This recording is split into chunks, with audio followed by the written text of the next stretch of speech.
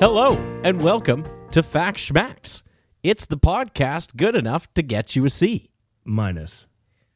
My name's Matt, and I've got a story to tell you. My name's Kev. I have a story to interrupt.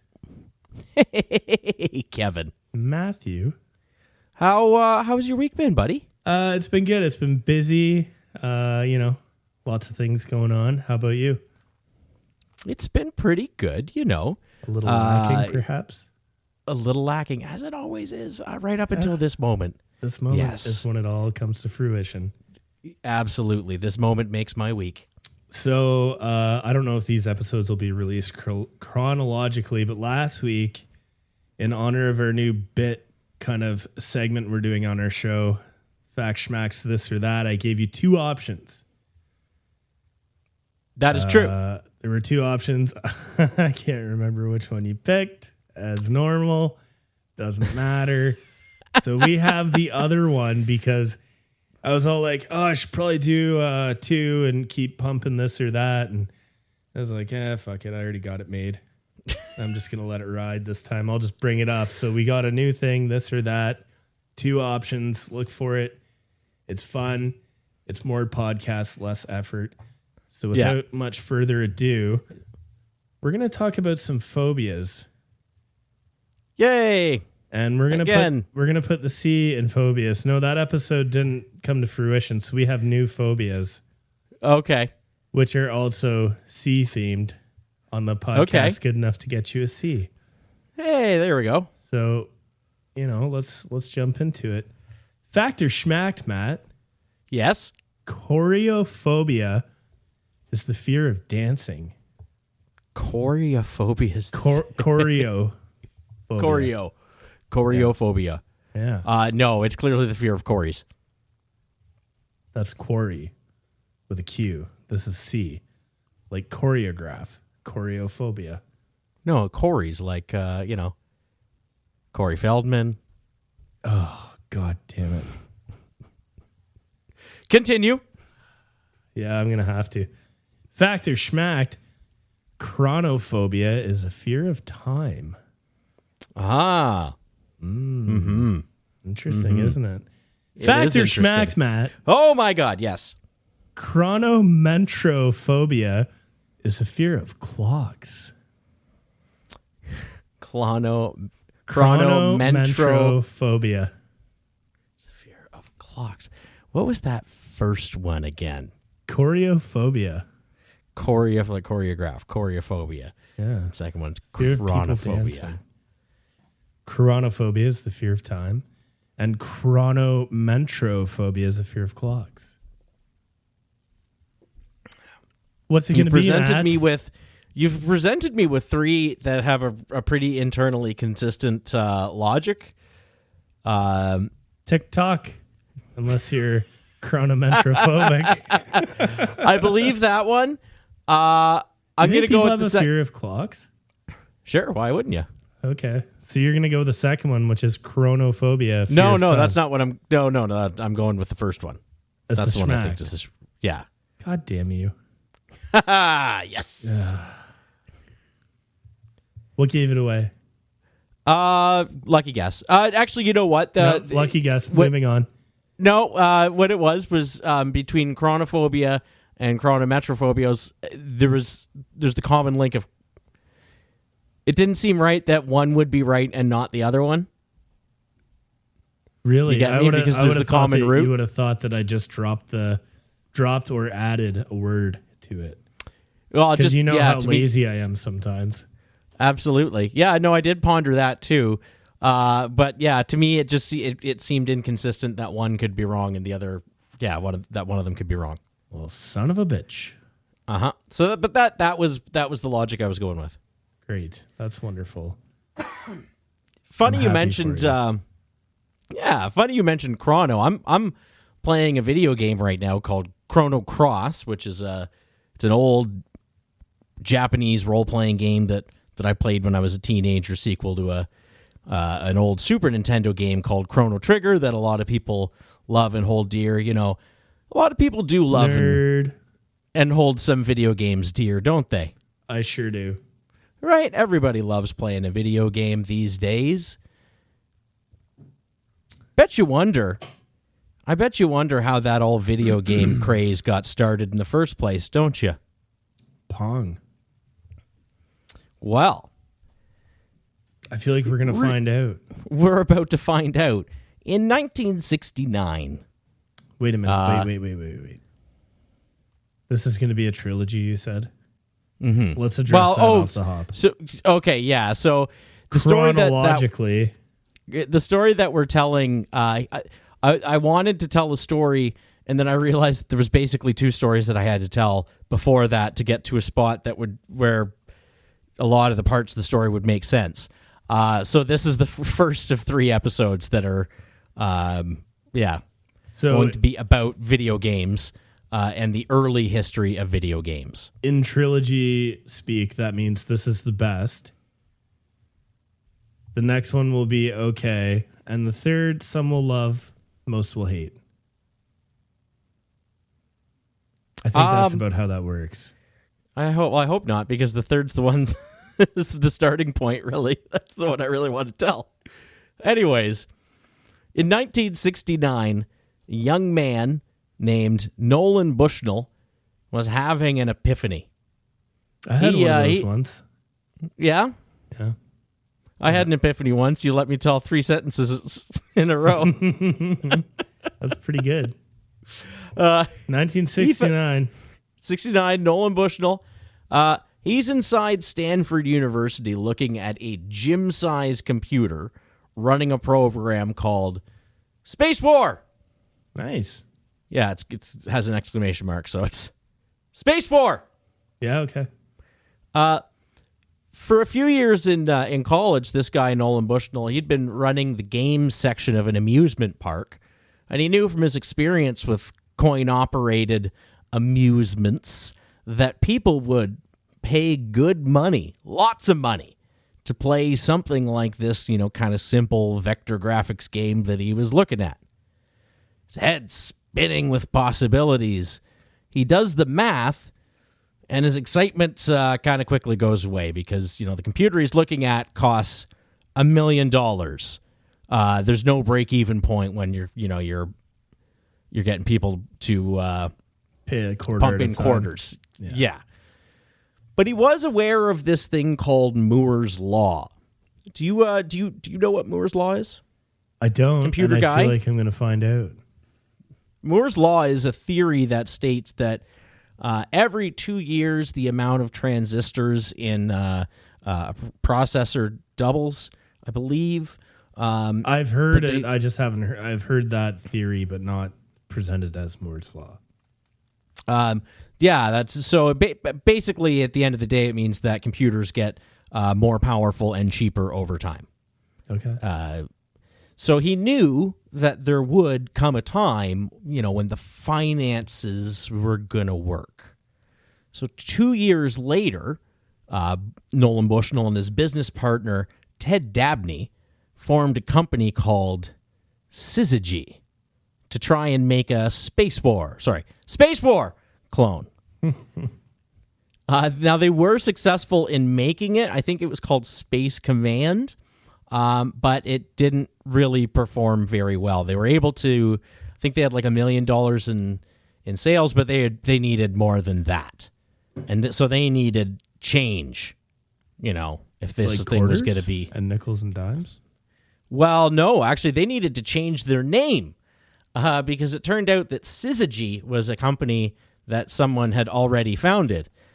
So instead they borrowed a term from the game Go, and they founded Atari Incorporated. Oh. Maybe you've heard of Atari. What do you mean the game Go? The Chinese game Go. Oh. Atari. Yeah, apparently apparently it's something akin to Czech, I believe, from my very limited understanding. Okay. Yeah, so these guys found Atari Incorporated, but they realized the game that they'd made was too complex for, their audience, which they figured was essentially drunks at bars. So they needed a simpler game. They hired a guy named Alan Alcorn and charged him with making a coin-op version of the first home console game ever, the Magnavox Odyssey's Tennis. And so was born Atari's Pong. Nice. Came out in 1972, and their first test cabinets that they put out there. Al Alcorn gets a call pretty quickly saying that the machine's broken. They're thinking, oh no, but apparently, famously, they went and they found out that it was the coin mechanisms that were broken because people had shoved too many goddamn quarters in there trying to play this Pong. Well, that's a good problem to have. It's a good problem to have. It was a huge hit. So they kind of Pong with that. Even they I'm at that. That's terrible. They they followed this up with a bunch of other arcade games, a game called Tank, a bunch of games that I've never really heard of from this period other than Pong, and then various different versions of Pong. There was like Super Pong and Quadra Pong, and I'm sure some Atari aficionado is out there, and if you're listening to this and you're mad at me, I am so sorry.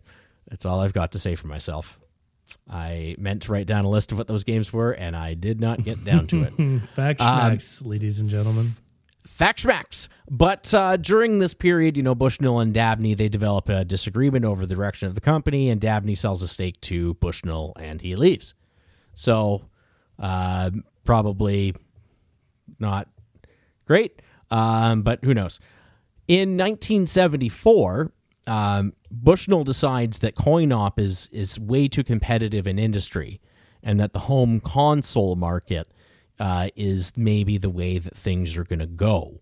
So without leaving the coin-op business, they started making plans to get into the console business, start designing this machine, this Atari VST. So the idea is that this thing is going to be powerful enough that it could run games from cartridges, and they can sell cartridges to make money off recurring software sales. That was sort of a revolutionary idea at the time. Turns out though that was very expensive. So to raise capital, Bushnell sold Atari to Warner Communications. That's like Warner Brothers. Okay. So. But that was a company with the financial muscle to see this project through. Now, during this period, 1974, I think in 1976 maybe this happens, but we alluded to this in an earlier episode, maybe even 2 earlier episodes. But during this time, Atari had hired a young, fresh-faced gentleman by the name of Stephen Jobs. Never heard of him. Okay, well, never mind. No sense in telling this story. But they'd hired him as a engineer, I think. And Nolan Bushnell had the idea. He designed a lot of the games. He would conceptualize them, and then the developers would toss that off to a developer who would go and make that happen. And 70s tech, which was really... It's really impressive stuff if you go back and look at it, what they were doing.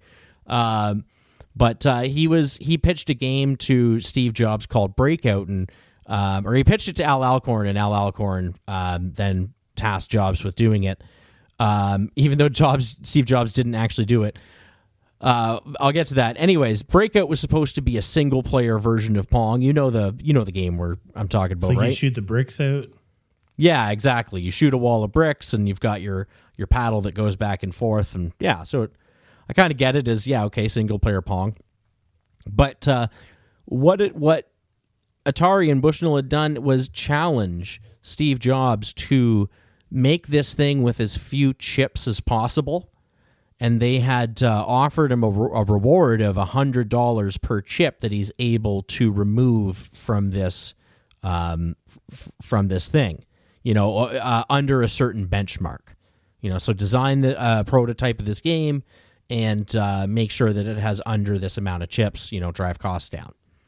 Well, Steve Jobs goes to his buddy, Steve Wozniak, who at the time was working for Commodore, I think. Anyways, and he tells Wozniak that he's got a deal to get paid $700 to do this thing. So Woz does such a good job that Jobs gets paid $5,000. And he had told Wozniak that it was a $700 job, so he gave him half. He gave him his $350 share. He was such a dick. I was watching the businessman, like just profit over anything else. Fuck. There was a quote later on from Woz saying that basically I think he said he needed the money more or less. Like if he'd asked for it, I would have given it to him. But yeah, I don't know. Still crazy. I was watching clips from an interview with Nolan Bushnell, talking about his that time and dealing with Steve Jobs, and he did say he never really dealt with the bad Steve Jobs, but the way he framed it is he dealt with enough that he moved Steve to the night engineering shift, which did not exist before. Before he was on it. And that's the thing about that dude. Like, he's so good at his job, you don't fire him. But he's such an asshole, you put him somewhere where you can't, you don't have to deal with him. Yeah, or he's just the sort of guy who shouldn't have a boss. Well, I mean... Or doesn't do well with a boss. He obviously did better on his own. Yeah, seems like. But actually,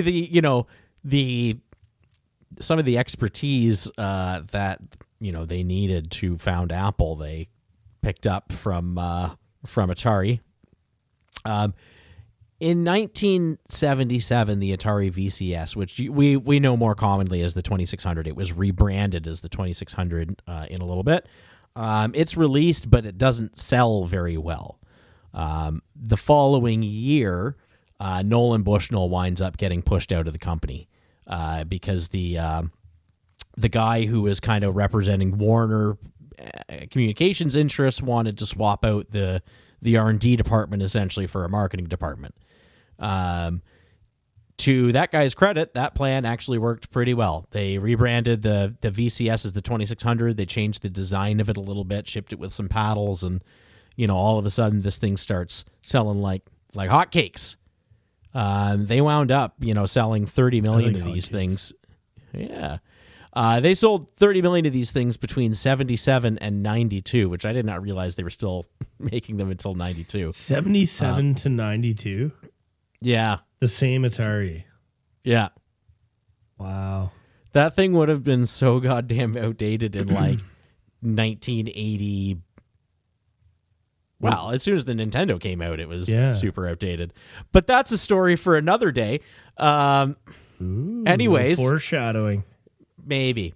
At the height of Atari's revenue, they represented 80% of Warner Communications revenue. Oh, no kidding. So they were, for a brief moment, they were an extremely profitable company. Now, it should be said at this point, there's kind of two divisions within Atari. There's still the coin-op division, which at this point is producing games that, you would know, like Centipede and, other things. A bunch of successful games came out of this, this period of the coin-op business. But, the home console business all of a sudden was huge and just came out of nowhere. But there was trouble brewing, friend. As there often is. As there often is, there was trouble on the horizon. During the Warner takeover of Atari, the atmosphere had gone from being what you could kind of describe as, well, I think the best way to describe the attitude at Atari in the early days is a place that we would really like to work at and would fit in at. In terms of a lot of marijuana and a lot of marijuana, yeah, very hippie atmosphere. I dig it. Now, yeah, I absolutely. Now, a guy, one of the guys who worked there said that was more like a culture of the time. Yes, you think they would let us wear our awesome sleeveless Facts Schmacks shirts that we wear for every episode?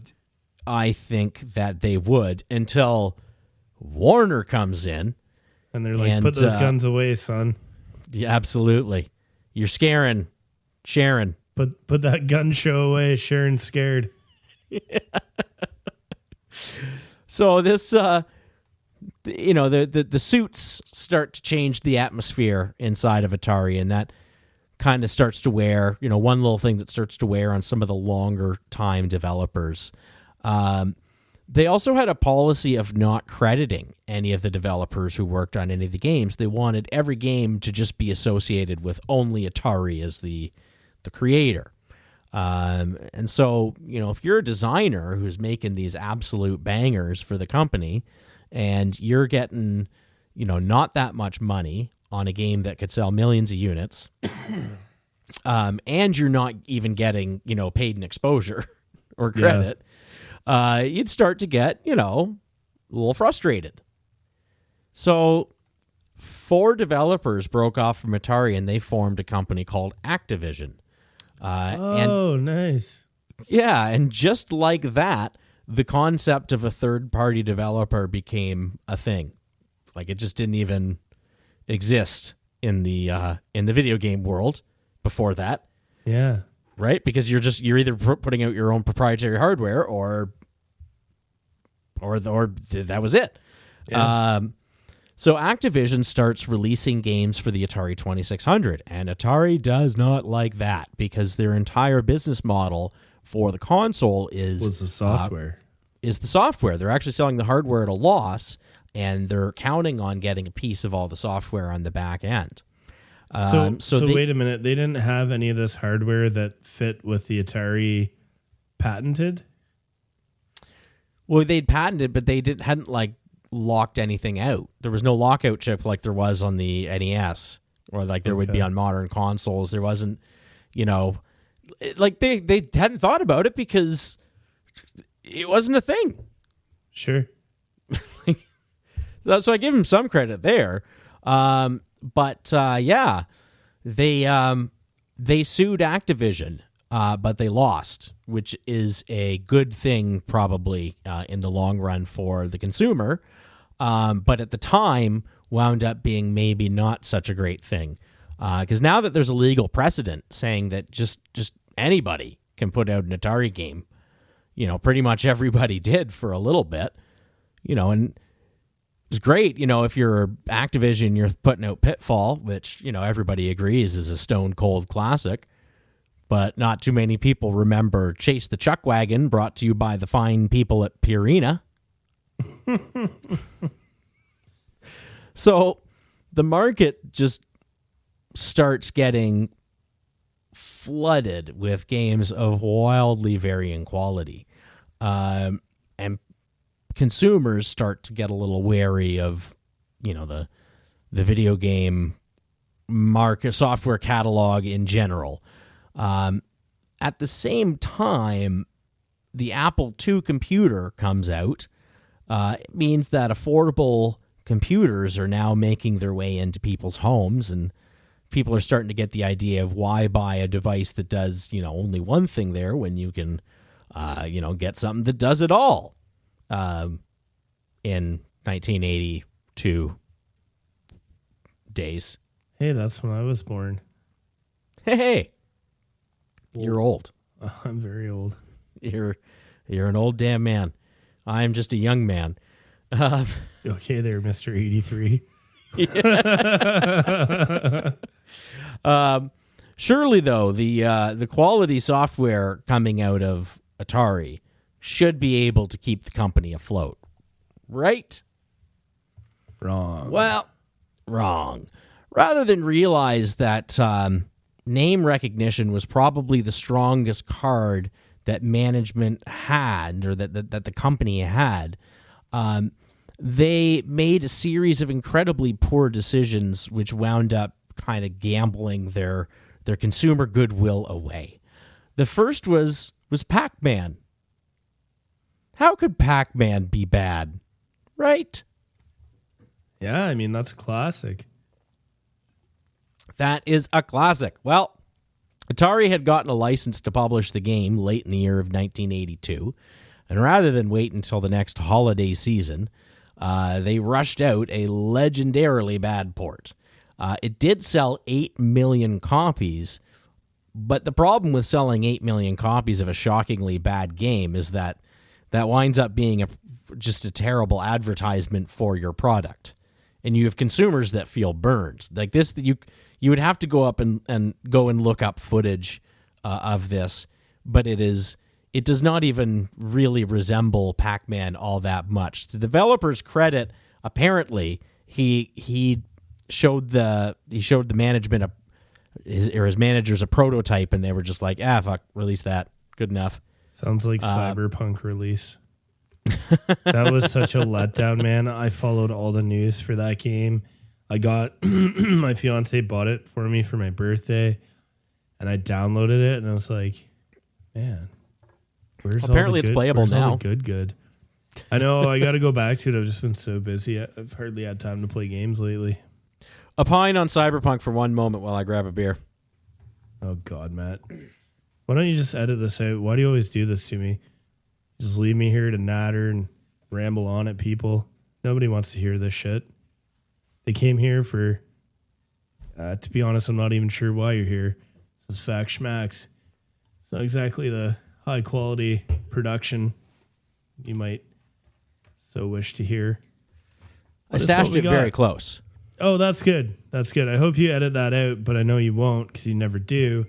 Just leave me to awkwardly, mumble my way through what would otherwise be 45 seconds of silence. Mm-hmm.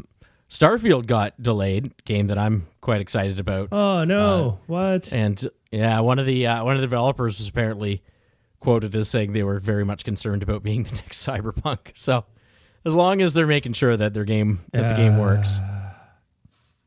Yeah, I don't know. I'm gonna replay it. I'm gonna try it. It looks good. There was good things about it.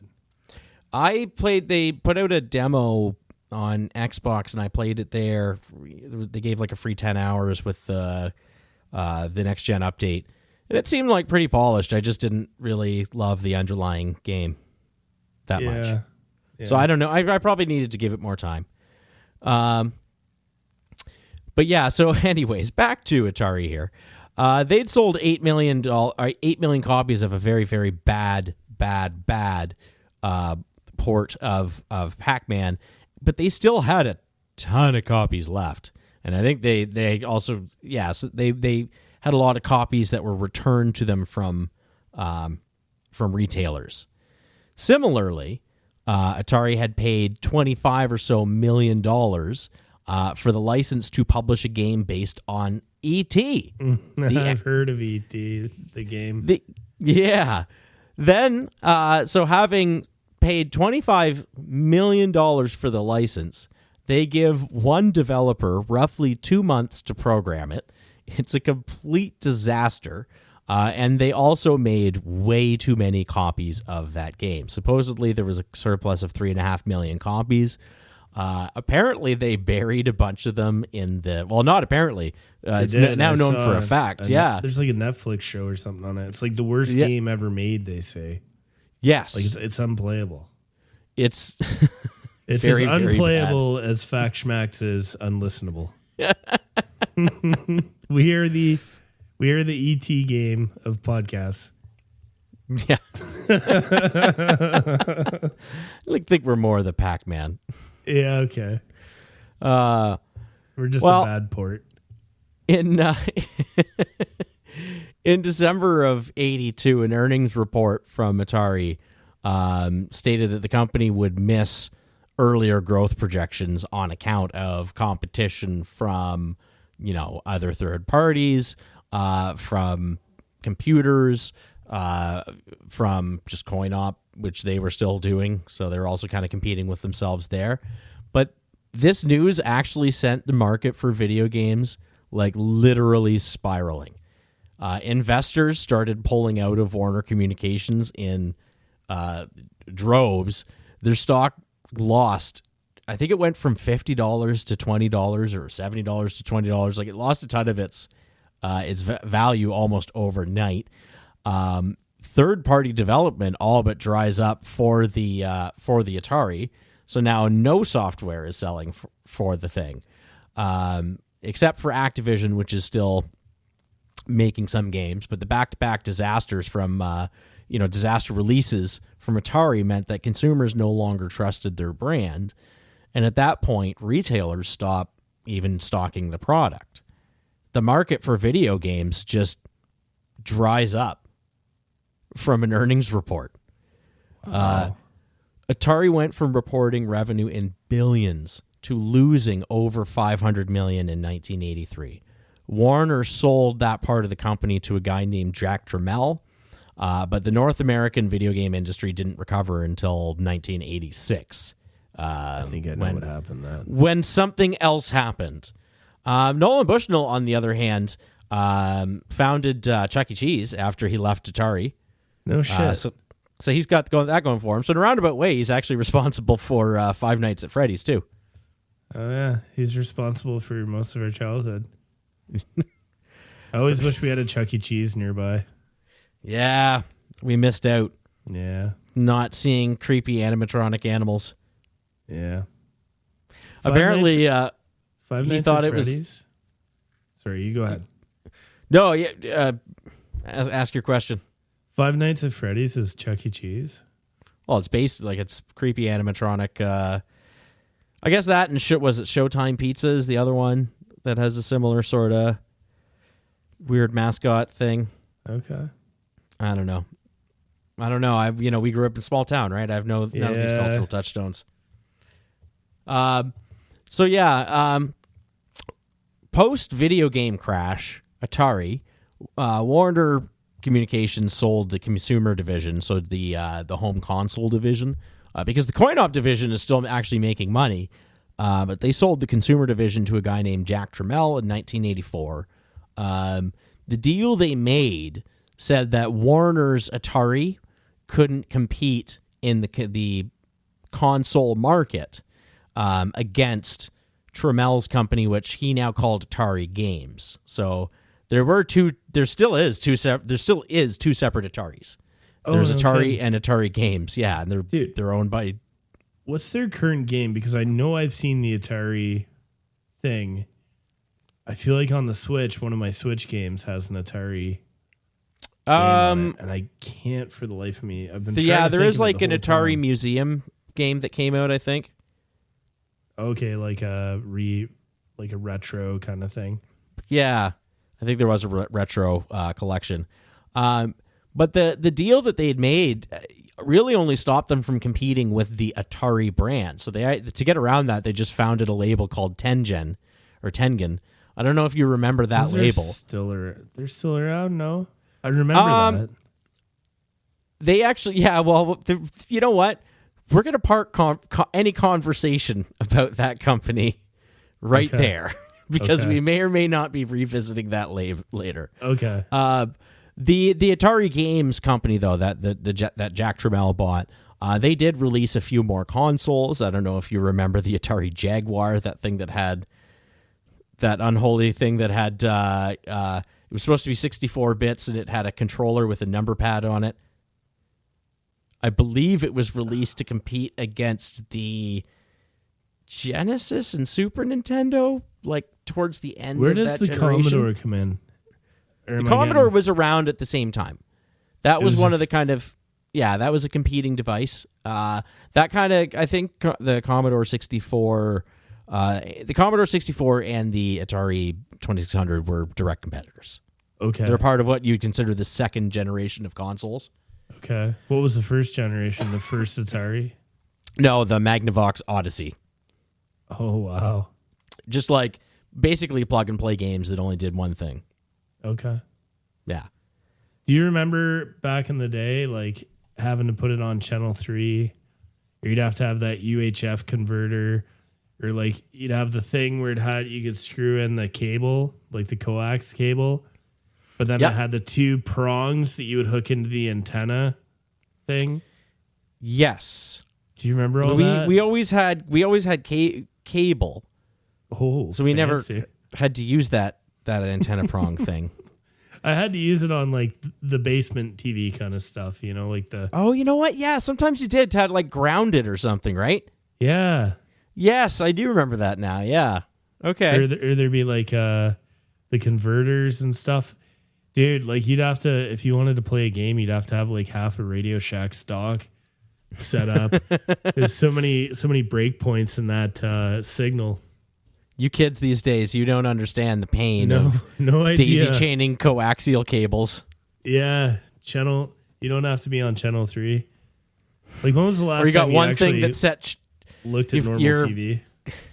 Yeah, your console's set for, it had its own channel selector, so it's set to channel 4, but it's plugged into the VCR, which is set to channel 3. So you got to have the TV on channel 3, but the VCR on channel 4.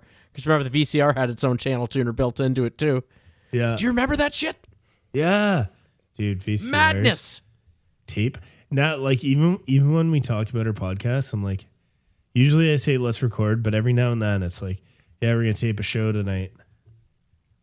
I love Who the says lexicon tape? of like old stuff. That's people still say tape It's just, I don't know, it's so weird. when they're painting. Yeah, it's funny, like the things that have changed since even we were young is the technological growth is insane, leaps and bounds.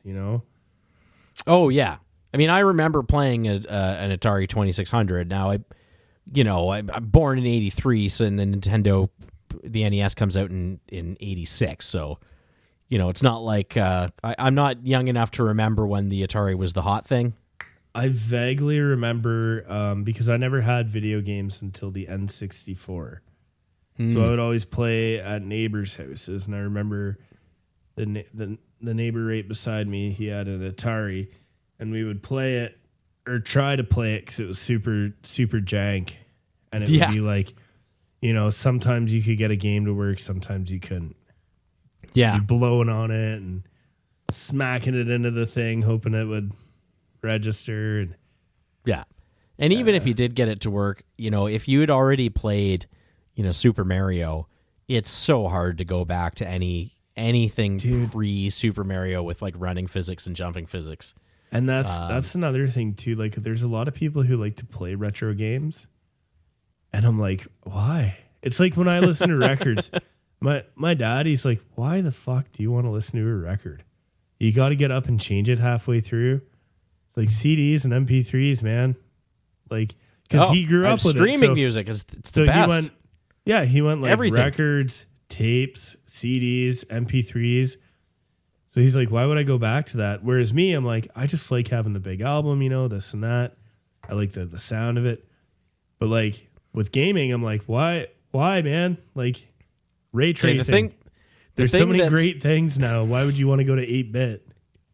Aside from maybe Mario for nostalgia, but how do you feel about? Have you played any boomer shooters? Boomer shooters. So games that are made to modern games that are made to look or feel like a classic Duke Nukem, Duke Nukem 3D or Quake or no. I want more of them to come out on consoles because I do not play FPS games on PC, but I would like to play some of those because it's like Quake but with ray tracing, which actually they did put out a version of Quake with ray tracing now, I think. If I could afford a graphics card capable of it, or at least find one. Yeah, I think they're kind of getting back into stock. Yeah. But I do kind of agree with you because, having played games since the NES days where you in a lot of cases had to imagine that a block was, was a lot of things. You're doing a lot of the heavy lifting yourself, having gone through every generation. A lot of that stuff is legitimately very difficult to go back to, but there still are some classic games I probably just for nostalgia's sake like going through again. Well, you were just saying you were playing a game. That was that's like a PlayStation sequel, era. Yeah. Yeah. Yeah. They re-released it. Well, we have this. So I'm just going on a little nostalgia trip. We have two Nintendo Switches. I know we're probably going to talk about Nintendo at some point, but we settle a lot of issues around this house with Tetris. Like dog poop, dishes, who's cooking dinner. Best 2 out of 3 will play Tetris. And that was like, dude, I think one of my first I had a Game Boy. And one of the earliest games I remember enjoying was Kirby's Dream Land. Yeah. I got it for my birthday from my grandma. I remember getting it and being so excited. Like the old school Nintendo Game Boy, like black and white, just, Yeah. Remember those old, like you would have like the racing game and it was like a Konami, like handheld, like one-off kind of game that you would get. They'd have like a Street Fighter game and a racing game. I think you think Tiger. Yeah. Yeah, Tiger Electronics. Yeah, they put out those those handheld. Yes. Yeah. I had a Simon's Quest Tiger Electronics thing that was probably straight terrible. I believe I had a Mega Man one. Yeah, and then to go back and try and play one of those now, like, oh, that would be real hard. It's like where they would have like the car would always be on the screen, and then you would just kind of the background, the track would change, not the vehicle. That would be pretty difficult to go back to, I feel. But like an NES game, I could go back. There's a lot of NES games I could still go back to. I was going to say, like... There's about 5 I could still go back to. SNES, there's a lot more. We play the Nintendo Switch, and they've got all the classic games. And every now and then, we'll put put Super Mario on, the original. That's when I realized that Sid was probably a latchkey kid. Because she just races through it, and I'm like, oh my God, like, I'm terrible at it because I never had it. So I will die in World 1-1 like 3 times. No. Yeah, I bet Sid and I could get through Mario pretty quick. It's insane. Insane. Yeah, you get a deep understanding of the physics of Mario if you played it enough, like I did. Yeah. I remember I'd play it at my one friend's house, and he'd always get mad at me because I'd ruin all his lives. Like, I don't know, man. I'm trying. Be like, I had 6 lives, and now I have nothing. Oh, well. So I guess that's the story of Atari and of the video game crash in 1983. Kind of sad for Atari and kind of sad for some of the people in the story that they were really in there on the ground floor of what wound up being an absolutely enormous industry, but they didn't, for various reasons, they just didn't wind up being the Apple or the Microsoft or whatever of the field. Yeah, they had such a head start, they had no competitors. Maybe that's the thing though. I think competition is good for innovation. Maybe. Definitely. No, definitely. Sorry. Yeah, definitely. I know. I'm just thinking ahead and the. Never mind. You know where the story's going. Exactly. So but we're going to be doing this chronologically.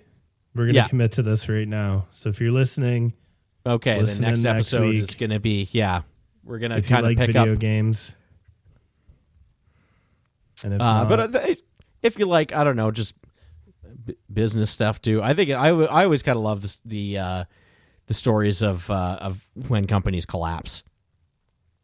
Yeah, I find that stuff to be really interesting. How that happens, how companies, like, especially when it happens fast, and when they're mighty, Yes, like, the bigger they are, the harder they fall.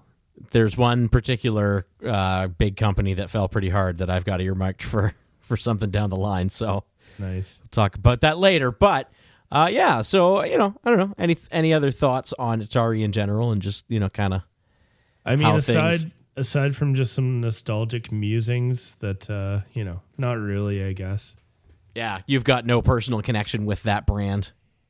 It was one of those things, like, my neighbor had it, and by the time, like, when I was a kid playing this thing, it was already just this old piece of shit that he had that, was like, yeah, if it fucking works, we'll play it. And it was just one of those. Like, I vaguely remember it. I remember it being brown. Was it brown? Brown, yes. Aggressively brown. Everything like wood. Was, man. Yeah, it was made of wood. I played a brown Atari on a brown giant TV that sat on the ground. in a wood paneled basement. And it was a TV that, like, if you dropped it on somebody, it would kill them. Kill and it them, had a absolutely. 24-inch screen.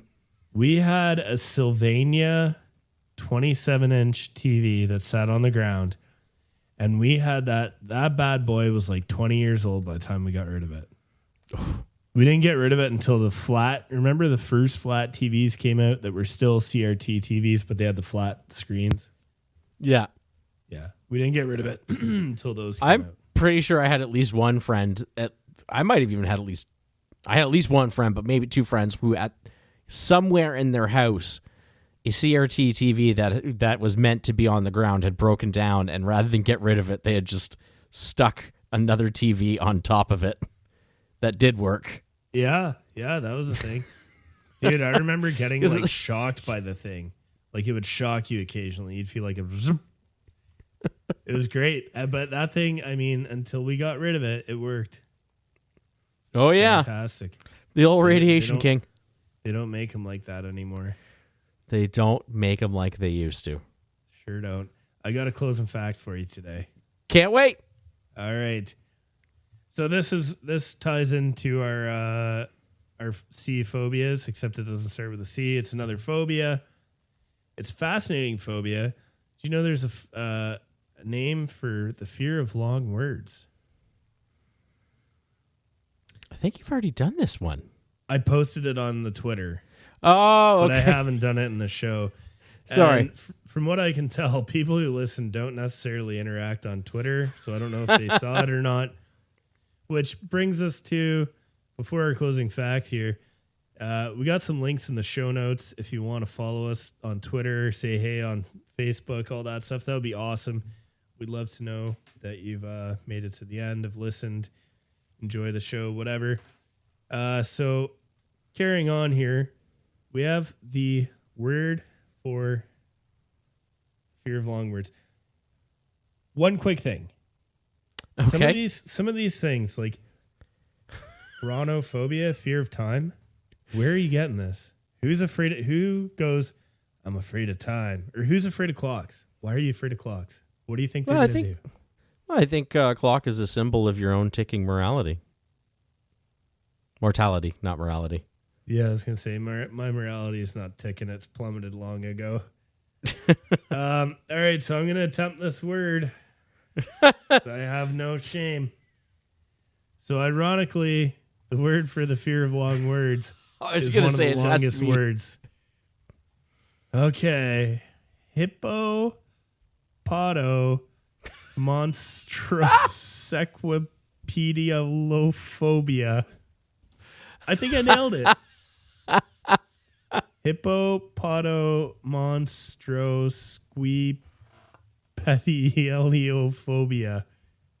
Yeah, I think I nailed it there. I'm gonna put this in the show notes so you can see what I'm working with here. And when Matt stops laughing, he's gonna save us. We'll say goodnight, and that'll be the end of this show. If I was a less mature man, I'd say you're a hippopotamonstro. But I won't, because I'm very mature. Oh, God. Thanks for listening. Bye-bye. Bye. Thank you for listening to Fact Smacks. We hope you enjoyed our show. If you want to hear more, be sure to check us out on Patreon at patreon.com/factschmacks. Or you can check us out on Facebook, or on YouTube, or on twitter.com @FactSchmackedPod. We also have a website, factschmacks.xyz, because we know you haven't had enough yet. Sure.